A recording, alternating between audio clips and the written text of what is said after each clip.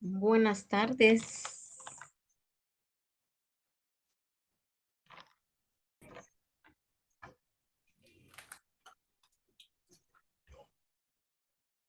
Vamos a esperar que se conecte una persona más y empezamos clase.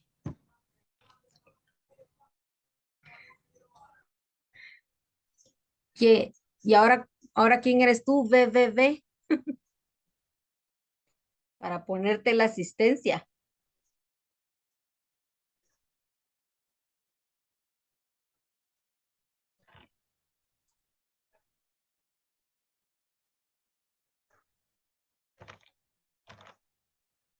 Ah, Vicky. Muy bien, Vicky. Yo te voy a poner ahí tu asistencia entonces. Vamos a, vamos a iniciar la clase preguntando si tienen alguna dudita o consultita con los ejercicios que están haciendo. Yo subí un video siempre en la parte de contabilidad de 1 de la tarde, los domingos, de la otra clase que tengo yo entre semana, sobre unas preguntas, dudas que hicieron de los ejercicios, para que si ustedes también tienen dudas similares, pues ahí también puedan ir a ver esas respuestas que dimos ahí que resolvimos, ¿verdad? Pero si ustedes tienen alguna otra dudita, consultita, para que las podamos resolver en este momento.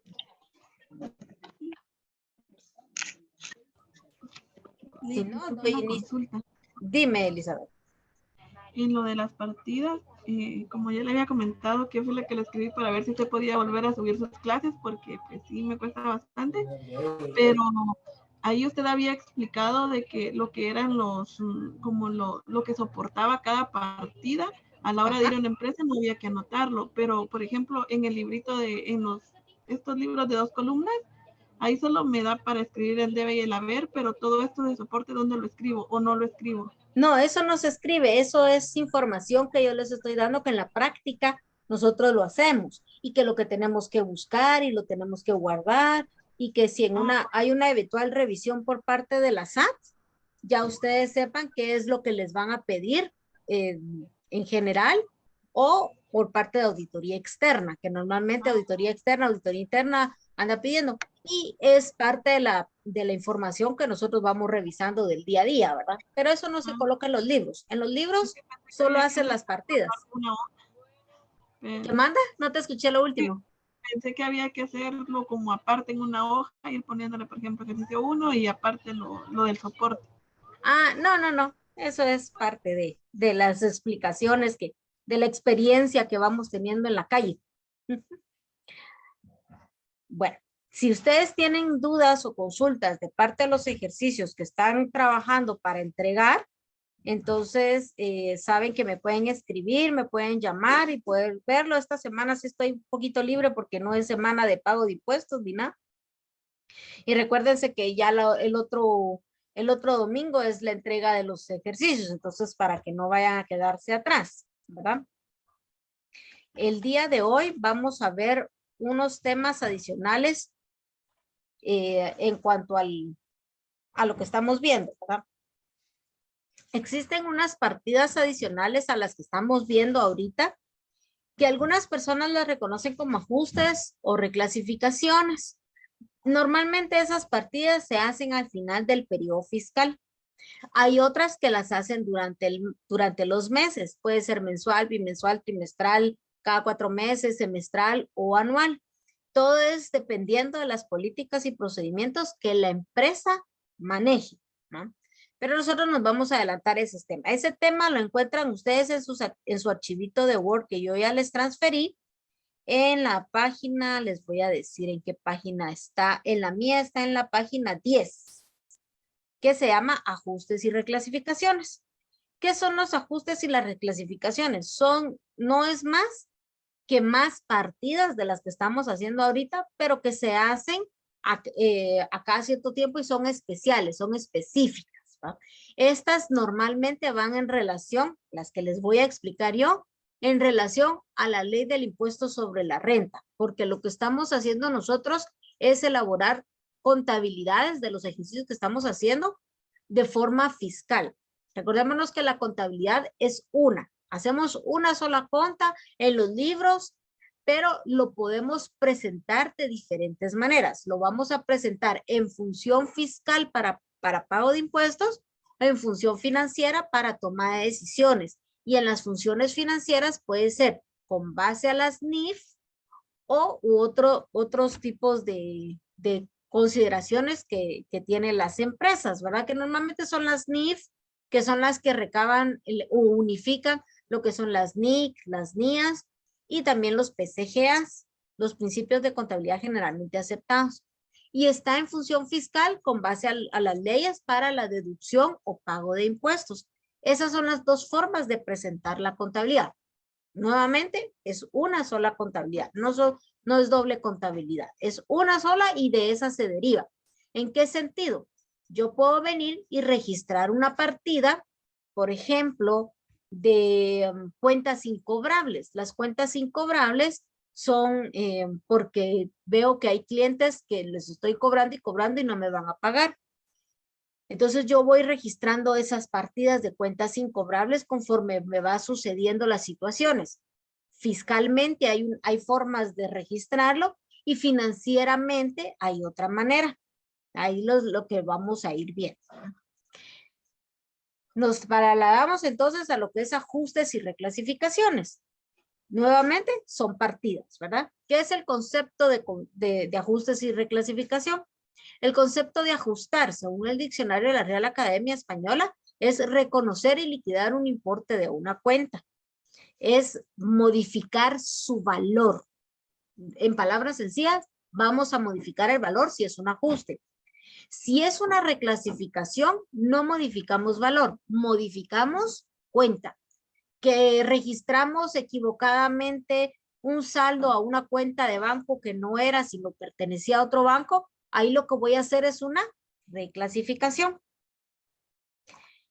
Cuando solamente tocan cuentas de balance, les llamamos reclasificación o regularizaciones. En este caso, a veces resulta que en las cuentas de los gastos también los registramos mal para el control nuestro, porque al final de cuentas, el gasto es gasto donde esté registrado, no importa, pero también lo podemos reclasificar, siempre y cuando solo tocamos el nombre. Si movemos valores, nuevamente, eso es ajuste. Entonces aquí tienen ustedes información de los ajustes y reclasificaciones que vamos a leer. Vamos a entrar específicamente tocando cada punto, cada cuenta que vayamos viendo. ¿De dónde sale esta información que yo les estoy colocando acá? Dense cuenta que estamos hablando de leyes. Tenemos la regularización de las cuentas del IVA. Ya tocamos ese tema porque eso es parte de los ejercicios que están trabajando, que es la regularización de IVA. Entonces aquí nosotros lo tenemos. Lo tenemos en el artículo 18 de la ley del IVA, donde dice documentación del crédito fiscal. Que el saldo del crédito fiscal se encuentre registrado en los libros de contabilidad como una cuenta por cobrar a favor del contribuyente. Y para tener derecho al reconocimiento de ese crédito fiscal, el contribuyente debe cumplir con los demás requisitos indicados en los artículos 16, 17 y 20 de esta ley. ¿Qué requisitos está hablando? La formalidad de las facturas, que también lo vemos en el reglamento interno. Que tenga el nombre, que tenga la razón social, que tenga el NIT del contribuyente para poder ser considerada la factura, que la descripción no diga solo servicios prestados, tiene que ser una descripción a detalle, que tenga el valor registrado, ya sea si es quetzales, si es dólares, que se figure el tipo de cambio también, que tenga el total de letras, etcétera. Y hay muchas cosas que nosotros debemos de tener considerado. Aparte de la factura y los documentos contables, los libros auxiliares de compras y ventas que ya los vimos en un inicio y que tienen que ser únicamente habilitados. No los autorizamos en el registro mercantil. Si no figuran en la contabilidad, si no tiene, todos los requisitos mínimos la factura, si no está registrado en el libro de compras y ventas y declarado en la ley del IVA, entonces no procede ese crédito fiscal. No procede una deducción de impuestos que también se afecta al ISR. Entonces debemos de tener esa parte en consideración. Y Cuando habla documentación de crédito fiscal es porque si al final de cuentas, al hacer la diferencia entre el IVA crédito y el IVA débito, tiene que estar registrado en la contabilidad para poderlo considerar. Y este mismo valor tiene que ser igual a la declaración del IVA que presentamos todos los meses, ¿verdad? Las empresas realizan las reclasificaciones o regularizaciones de las cuentas de IVA de forma mensual, otras trimestral, semestral o anual. Independientemente cómo lo registren las políticas y procedimientos de la empresa, es importante que al final de cada periodo fiscal esté registrado el saldo que corresponda en una sola cuenta. Entonces, aquí podemos ver un ejemplo de la partida donde dice las compras y gastos en relación al IVA suman 15,000 y las ventas suman 10,000. La partida de la regularización quedaría así. Y lo tenemos de esta manera, lo que habíamos hablado. IVA por pagar en el debe, porque por su naturaleza el IVA por pagar es una cuenta acreedora, siempre va en el haber, y para rebajarla entonces la vamos a registrar en el debe. Lo mismo para el IVA por cobrar. Es una cuenta de saldo deudor, por su naturaleza siempre va en el debe y para rebajarla la vamos a colocar en el haber. Y siempre vamos a colocar el valor menor de las sumas que tengamos. En este caso, las ventas sumaban 10,000. Quiere decir que nosotros vamos a tener 5,000 quetzales de crédito IVA que podemos compensar para el siguiente mes. Y lo vamos a ver a través de unas famosas que se llaman T-gráficas. Las T-gráficas normalmente las utilizamos para poder hacer una comparación. ¿Qué es la T-gráfica? Es el mismo esquema que utilizamos cuando hacemos las partidas. Tenemos una columna que es el debe, tenemos una columna que es en el haber, pero la T-gráfica es individualizada para una sola cuenta. Cuando yo les dije sumemos todas las del IVA por cobrar, sumamos todas las del IVA por pagar y sacamos la diferencia, podemos hacerlo de esta manera, a través de las T-gráficas. De tal manera que podemos ver que el IVA por pagar desaparece, queda cero, y el IVA por cobrar va a quedar con un saldo que es de 5,000 quetzales, que lo podemos ver acá. Eso es regularizar el IVA. Eso lo van a encontrar en la ley del impuesto sobre la renta. Los demás ajustes y reclasificaciones que vamos a ver, los vamos a encontrar en la ley del impuesto sobre la renta. Voy a publicar ahorita en esta parte donde está el decreto. Listo. El decreto 10/2012, que es la actualización, ley de actualización tributaria sobre el impuesto sobre la renta. Ya tenemos una ley, pero la ley fue actualizada y este es el último que tenemos que le aplica con sus reformas. La ley del impuesto sobre la renta está vigente todavía. Subieron unas modificaciones. Quiere decir que nosotros debemos de tener a la mano esas dos.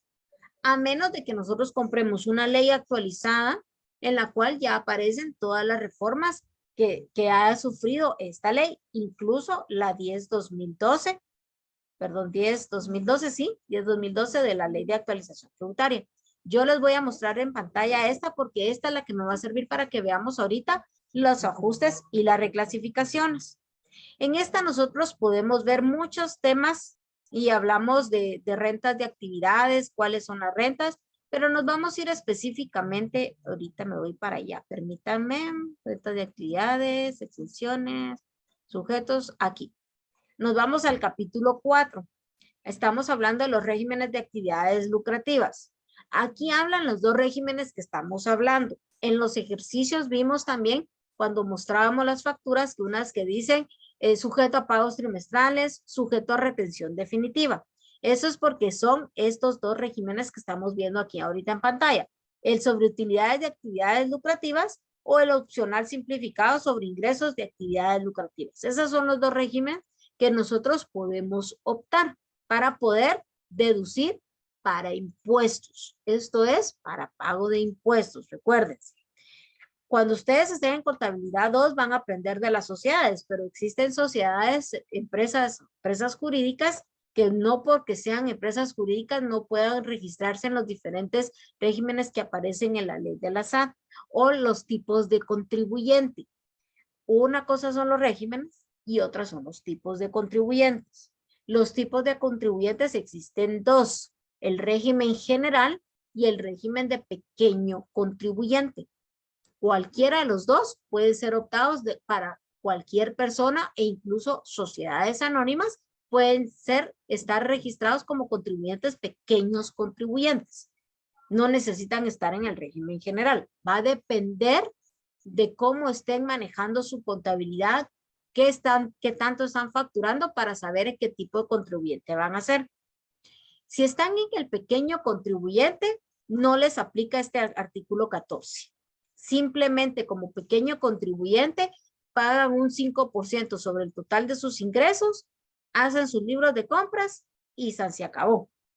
Ahora, si están como un contribuyente general, porque ya facturan más allá de 150,000 quetzales al año, entonces ya están considerados como un contribuyente general y entonces sí les aplica este artículo 14 y deben de escoger una de ellas dos.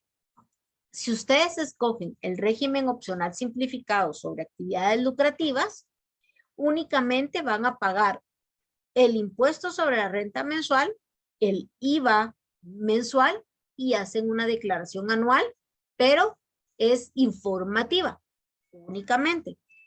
La contabilidad al 100% no se ve ahí en el pago de los impuestos porque ustedes ya están pagando directamente esos impuestos. Sin embargo, la SAT hace revisiones a estas empresas para verificar que esas facturas de compras que están registrando en la ley del IVA sean gastos deducibles y que sean del giro del negocio. Cuando nos referimos a que son del giro del negocio, es porque si la empresa presta servicios, vamos a encontrar facturas por la prestación de esos servicios que le atañen a esa empresa. Como por ejemplo, yo presto servicios de contabilidad. Entonces, todas mis facturas de compras tienen que estar en pro a esa prestación de servicios. ¿De qué manera? Puedo meter facturas de librería, de mobiliario y equipo, algunas de alimentos porque yo voy a hacer visitas y hago presentaciones, entonces hago ese tipo de consumos, pero no puedo meter mis facturas del supermercado, de compra de ropa, porque eso no tiene que ver con el giro del negocio, eso ya es como una persona individual. Entonces la SAT hace esas revisiones, va a verificar que esas facturas que estoy declarando sean acorde. Y no se extienden más allá de ello porque no les interesa ver porque yo estoy pagando directamente los impuestos. Van a ir a verificar que en efecto esté facturando todo lo que yo tengo que facturar. Pero si nos vamos al régimen de sobreutilidades lucrativas, ahí ese es otro mundo de impuestos que deberíamos de ver. ¿Por qué? Porque yo le estoy diciendo, mire, señor San, yo le voy a pagar sus impuestos, pero le voy a deducir unos gastos porque estoy gastando en pro de tener mi negocio. Todas las facturas tienen que ser también del giro del negocio, no podemos meter otras cosas. Por eso es que cuando estuvimos hablando anteriormente de algunos gastos, como por ejemplo el combustible para los vehículos de las gerencias, esos no son gastos que sean del giro del negocio, porque les pague o no les pague la gasolina, ellos tienen que llegar a trabajar y tienen que prestar sus servicios. A diferencia de pagar el combustible al vehículo de reparto de nuestros productos, eso sí es del giro del negocio. Si yo no hago ese reparto de productos, no voy a vender. Máxime que hoy por hoy las empresas tienen servicios a domicilio, entregas a domicilio, etcétera, ¿verdad? Hay muchas discrepancias con la SAT en cuanto a muchos gastos que hacemos, si se pueden hacer deducibles o no. Por ejemplo, la propaganda y la publicidad, para ellos no es considerado un gasto deducible y para las empresas sí, porque dicen que si uno no se promociona, no hace publicidad, no hace patrocinios, no entrega obsequios a los clientes, se nos pueden ir. Y entonces eso es el giro del negocio. Y eso ya lo van a encontrar ustedes en el directorio de la SAT que está en ciertos juicios y viendo si se gana o se pierde en favor de la SAT. Ahí hay muchas cosas que puede ir a ver uno. Entonces, dentro de esos gastos, nosotros tenemos ciertos gastos específicos que nuestra ley nos dice cómo lo debemos de manejar. Por eso es que empecé con el artículo 14. Luego me voy a ir al artículo, permítanme, 21. Aquí En el decreto 10/2012 está en el artículo 21. Ustedes en su archivo de Word van a encontrar que yo estoy hablando de gastos y de otros tipos de artículos, como por ejemplo el artículo 28, 38, etcétera, porque esos artículos es de la ley principal, con la que se dio vida a los impuestos sobre la renta. Pero aquí en el artículo 21 de la actualización tributaria ya nos habla más específico nuevamente y de los cambios de estos gastos, cuáles pueden ser. Y estos son los que normalmente los registramos como ajustes y reclasificaciones al final de cada periodo. O puede ser mensual, bimensual, como lo habíamos visto, ¿verdad? Vamos a ver en específico algunos. No podemos verlos todos en clase porque no nos alcanza el tiempo, pero vamos a ver los más importantes, no, tal vez no es importante, sino los que normalmente trabajamos y que tienen cierto trabajito especial que hay que realizar, ¿verdad? Entonces aquí en el artículo 21 nos habla de qué gastos y costos podemos deducir de este impuesto sobre la renta. ¿Cuánto es el impuesto sobre la renta? Al final de cada periodo fiscal nosotros tenemos que presentar la declaración anual y ahí se paga el 25% sobre la ganancia o utilidad que la empresa presente. Ese 25% de ganancia o utilidad puede ser rebajado con estos costos y gastos de forma específica. Entonces aquí ya podemos ver qué tipo de gastos. Nos vamos a ir al número 4. Dice los sueldos, salarios, aguinaldos, bonificaciones, comisiones, gratificaciones, dietas y otras remuneraciones en dinero. Son costos y gastos deducibles de impuestos. Pero la deducción máxima por sueldos pagados a los socios o consejeros de sociedades civiles y mercantiles, cónyuges, parientes dentro del grado de la ley, estamos hablando de ley de grados de consanguinidad, se limita a un monto total del 10% sobre la renta bruta. ¿Qué significa? Normalmente las empresas familiares están inmersas la familia dentro de la planilla, pero no todos tienen derecho a estar en esas planillas, no todo el tiempo.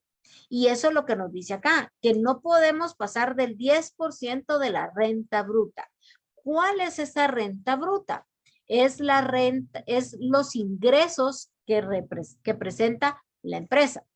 Estamos en el año 2022. Presentamos la declaración anual del año 2021 y tuvimos ingresos por 7 millones tuvo esta empresa. Entonces ustedes toman su calculadora, ven los 7 millones y le calculan el 10%. Quiere decir que sobre 700,000 quetzales es lo máximo que yo puedo declarar como gasto deducible. Estos sueldos que están pagados a los socios o consejeros de sociedad o los parientes de consanguinidad. Más allá de esa cantidad, es un gasto ya no deducible de impuestos. Entonces ya hay que pagar impuestos sobre ello. ¿Ya? El numeral 5, tanto el aguinaldo como la bonificación anual para los trabajadores del sector público y privado, el bono 14 y el aguinaldo, serán deducibles hasta el 100% del salario mensual, salvo lo establecido en los pactos colectivos de condiciones de trabajo debidamente aprobados por la autoridad competente de conformidad con el Código de Trabajo. ¿Qué quiere decir aquí? Quiere decir que la empresa va a deducir de impuestos este bono, este sueldo adicional de bono 14 y del aguinaldo hasta un 100%, pero cuando dice 100% es lo que se presenta al IX. Si yo estoy pagando al IX el salario mínimo y el resto me lo tiene como bonificación, quiere decir que ese 100% va a ser únicamente lo que yo presento en el IX.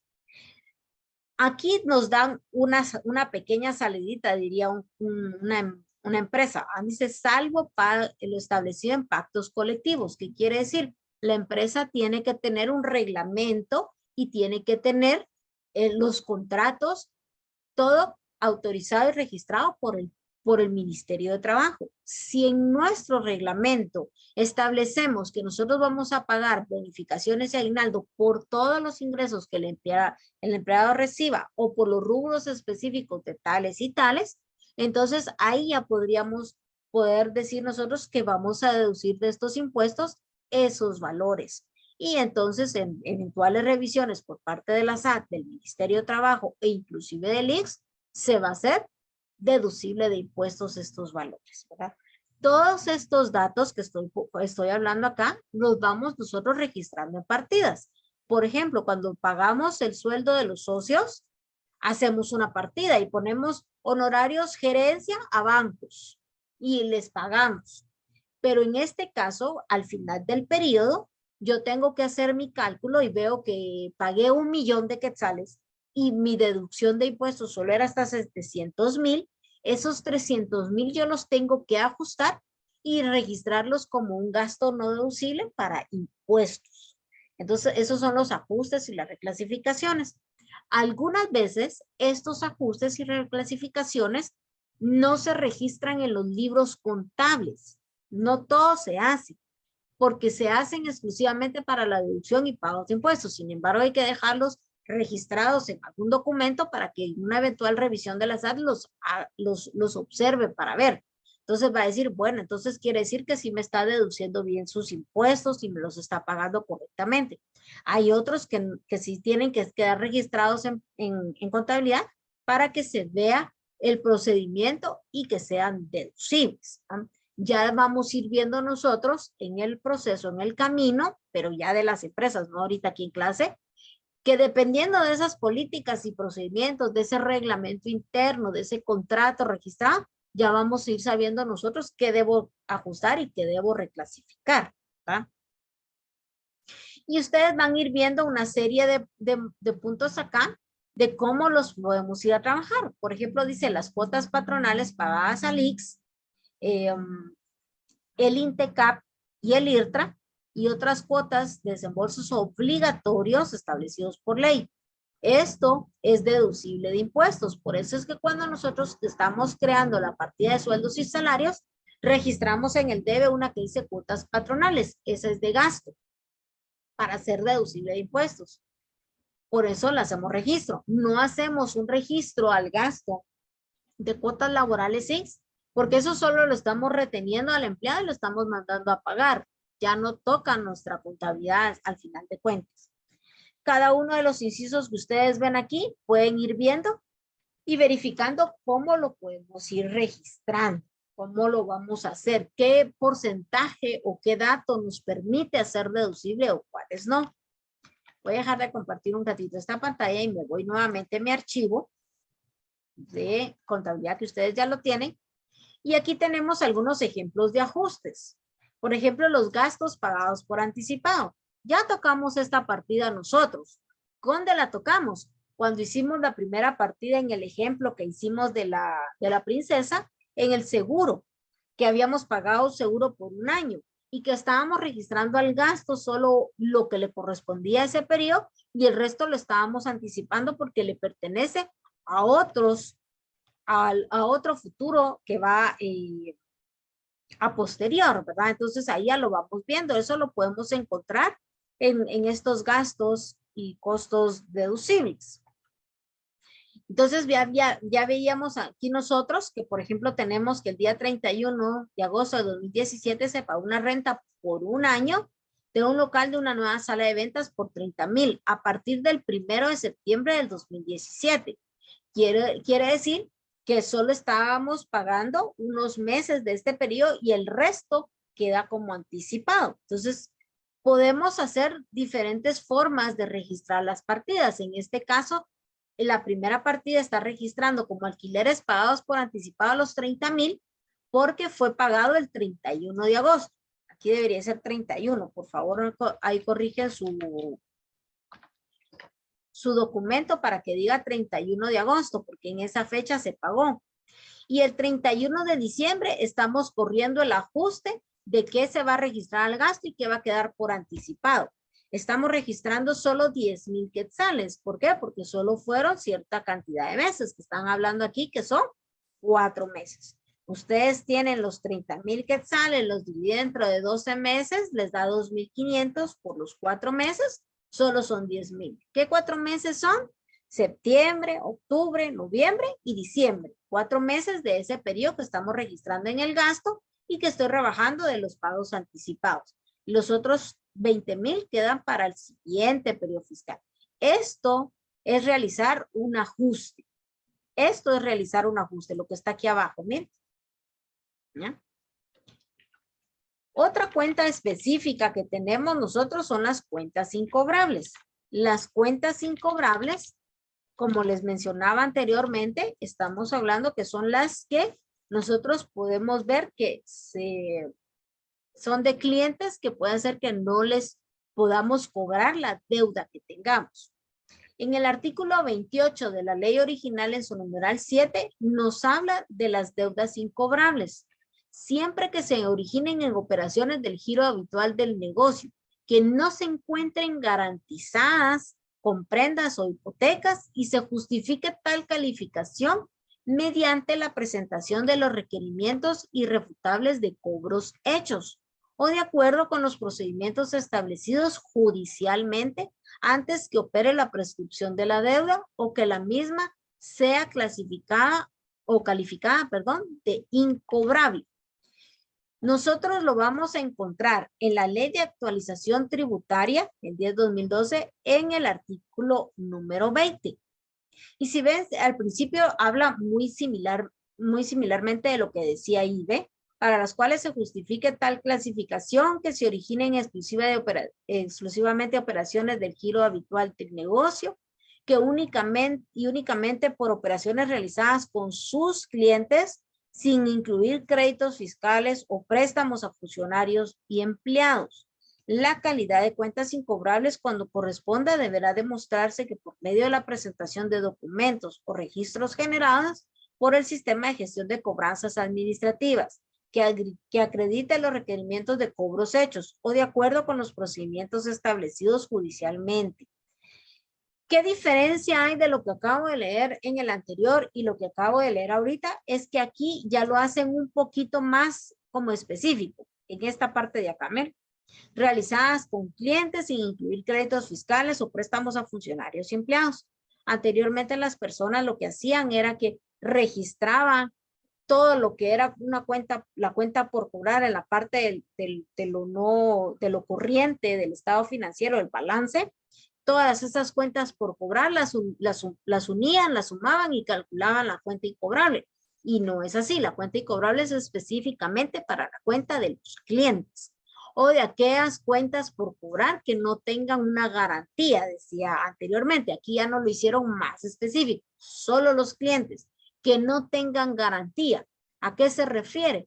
A que yo di crédito a este cliente y no le pedí ninguna garantía, ninguna hipoteca, así como lo vimos con un proveedor que le firmamos unos títulos de crédito y ellos se quedaron con original y nosotros con la copia. En ese caso, como ya está garantizada esa deuda, no la podemos considerar como un gasto de cuentas incobrables, porque ya está garantizada. Hay una forma en que la podemos cobrar. Normalmente vendemos a los clientes al crédito y no pedimos más garantía, no pedimos ninguna garantía.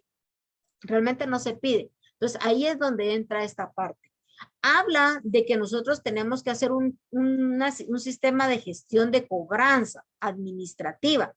Quiere decir que nosotros constantemente tenemos que estarle mandando cartas, tenemos que estar haciendo llamadas, enviándoles una carta que nos firmen de recibido, en donde estamos diciéndoles que por favor paguen el adeudo que tienen.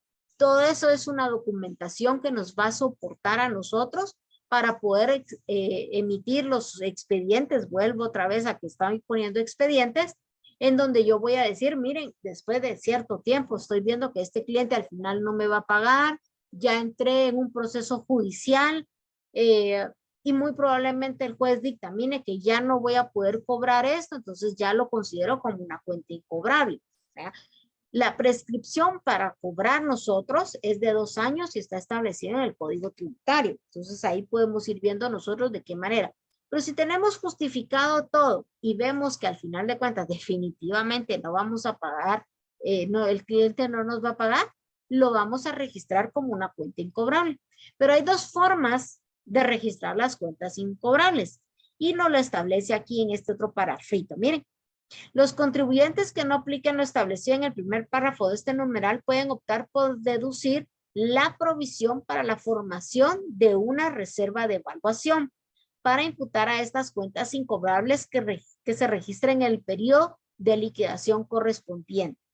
Dicha reserva no podrá exceder del 3% de los saldos deudores de cuentas y documentos por cobrar, excluidas las que tengan las garantías hipotecarias o prendarias al cierre de cada uno de los periodos anuales de liquidación. Quiere decir que si esas cuentas de los clientes que estoy viendo que no puedo cobrar y que estoy luchando ahí por cobrar, lo puedo hacer incobrable de dos formas. O lo tiro directamente al gasto cuando sucede la situación, o yo voy provisionando esta deuda incobrable.